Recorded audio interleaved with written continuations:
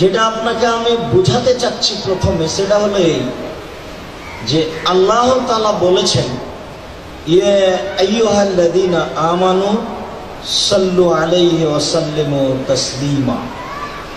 হে পৃথিবীর বিশ্বাসীগণ, মুসলমান, তোমরা আল্লাহর নবীকে সালাম দাও আর তার উপরে দুরূদ পড়ো।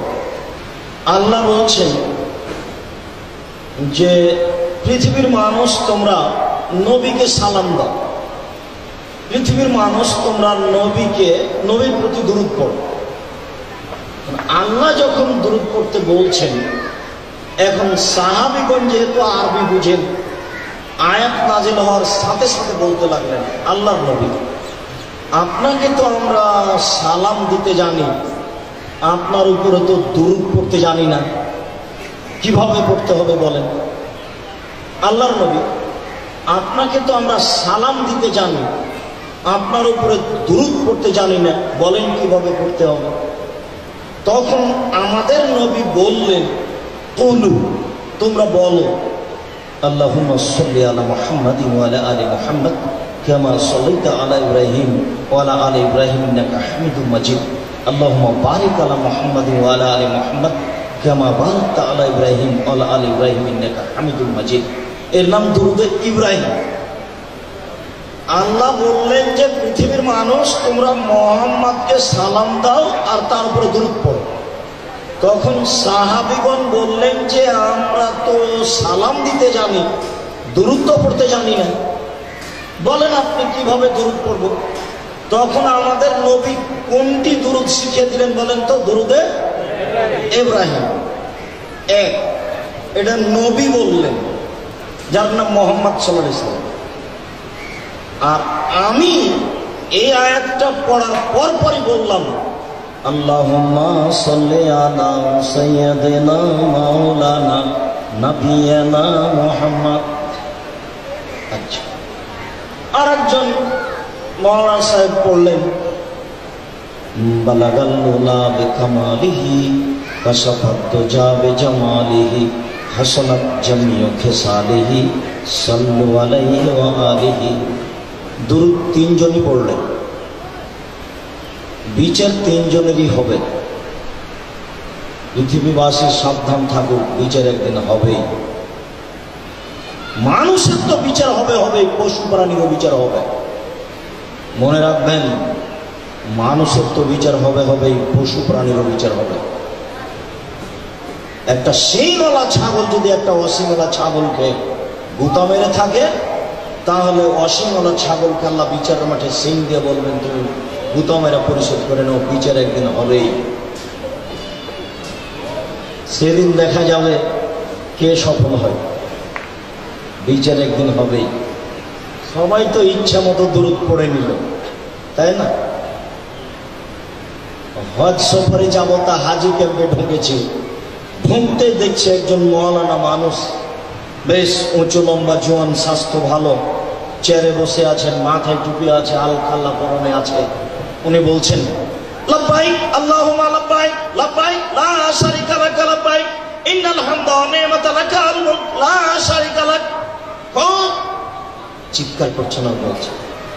তো এক পর্যায়ে থামলে আমি বলছি, আচ্ছা ভাইজান, এই যে তো পড়তে হবে ইয়ালাম লামে, যখন এহরাম বাঁধা হবে তখন এটা পড়তে হবে।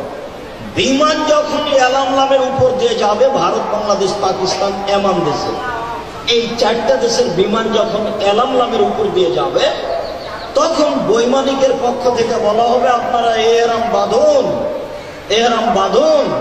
তখন এই বিমানের লোকেরা বলবে, লাব্বাইক উমরাতান, উমরার জন্য আমি ইহরাম বাঁধলাম। লাব্বাইক আল্লাহুম্মা লাব্বাইক, লাব্বাইক লা শারীকা লাক, লাব্বাইক ইন্নাল হামদা ওয়া নি'মাতা লাক ওয়াল মুলক লা শারীকা লাক। আমি বলছি যে ভাইজান, এটা তো ইয়ালাম লামে বিমান যাবে, তখন বলতে হবে। তো আপনি যে ঢাকা বিমানবন্দরে বলছেন, তখন আমাকে বলছে যে ঢাকা বিমানবন্দর কেন, বাড়ি থেকে বললে চলবে? নেন এবার। তাহলে নবী বলছেন ইয়ালাম লাম, কিছু হুজুর বলছেন ঢাকা বিমানবন্দর, আর কিছু হুজুর বলছেন বাড়ি থেকেও চলবে। আমি আপনাকে বলিনি যে কোনটা চলবে, এইটা আমি বলিনি। এমনিতে সূচনাতে একটা কথা রাখলাম, পরিচালকেরা আমাকে আটকে রাখতে চায়, আমি তা কোনোদিন করিনি। তবে আমি কোনোদিন পরিবেশ দুর্বল করিনি। আমি কোনোদিন আমার জীবনে দীর্ঘ 25 বছরে ফাঁক রেখে কথা বলিনি। আপনাকে আজও আমি যে 3টা কথা বললাম, ওইটা রেখে আমি বলিনি যে আপনি এটা করেন। আমি আপনাকে বলতেও চাচ্ছি না। তবে আপনি বিশ্বাস করুন, মাছ দিয়ে ভাত খেলে কাঁটা ফেলে খান। কাঁটা সহ খান না ফেলে খান? কাঁটা ফেলে খান। কাঁটা ফেলে খাওয়ার যদি বুদ্ধি হয়, তাহলে ধর্ম কিভাবে মানতে হবে এটারও বুদ্ধি হওয়া উচিত। বিচার একদিন হবেই, বিচার একদিন হবেই। হাফিজ সাহেব 10 জন ছেলে নিয়ে হিফজখানার এক নতুন বাড়ি দোকান উদ্বোধন করতে গেছে। বাড়ি 10 জন ছেলে কি যেন পড়লো, পড়তে পড়তে 1 ঘন্টা পরে হুজুর বলছেন যে আমাদের কোরআন খতম হয়ে গেছে। তখন বাড়ির মালিক বলছেন যে এত তাড়াতাড়ি? তখন হাফিজ সাহেব বললেন কোনো সমস্যা নেই তো, ওই ছেলে একবারে, এ ছেলে একবারে, এ ছেলে একবারে, এই তো অল্প ওখানে 30 মিনিট হয়ে গেছে। তখন উনি আর কিছু বললেন না। এবার ছেলেরা যাচ্ছে তাদের প্রতিষ্ঠানে, মাদ্রাসায়। তখন বলছে এ তুই কয় পাড়া পড়েছিস রে? আমি 1 পৃষ্ঠা। তুই কতটুকু? আমি 1/2 পৃষ্ঠা। এই তুই কতটুকু? আমি পড়িনি গো, আমি এমনি ঝুঁকছিলাম। ধর্মকে পাগল পেয়েছে। ধর্ম হচ্ছে রাজশাহী চাঁপাইনবাবগंज हवाई लड्डू, दोनों हाथ में लड्डू है, जो चाहे उसको खा ले, जो चाहे उसको छोड़ दे।